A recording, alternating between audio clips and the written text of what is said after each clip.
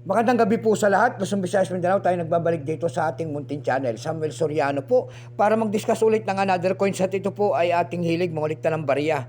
Kaya ito nandito nagsiselling ng kanilang mga halaga para malaman natin ang kanilang presyo. Ayan po. Ang pag-uusapan po natin ngayon ay ang pera po ng BSP. 1 peso po, ayan. Year 2009.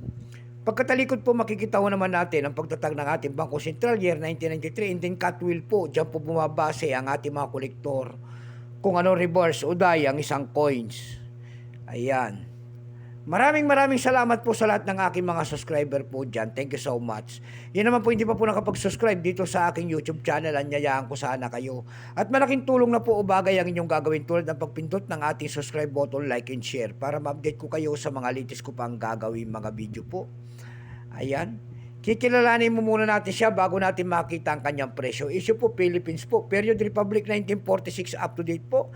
Type nito Standard Circulation Coin Shares 2003 hanggang 2017. Value nito 1 peso. BSP po. Ayan. Currency piso 1967 up to date po.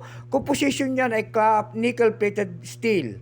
May bigat lamang itong 5.35 grams, may habang 24 mm. May kapal po naman itong 1.9 mm. Hugis po bilog, orientation, middle alignment. Number N-17107. Reference number KM-269-A. Siya po si Dr. Jose Rizal po, ang ating dakilang bayani. Ayan. Yung kanya nasa likod ay bank seal within circle po. Dalawa pong klase ang nilabas ng 2009 ng ating Bangko Sentral. Ito pong atin ay 2009 bold letters po, reverse.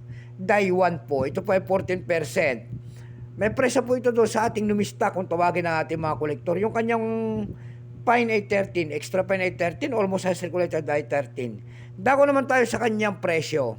Doon sa ating EB.com, nakakita tayo nagbebenta doon ito ng $7.90.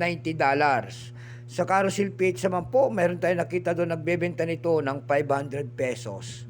Ayan lamang po ang ating may babahagi pong kanyang presyo. Ayan. So, keep safe sa lahat and God bless.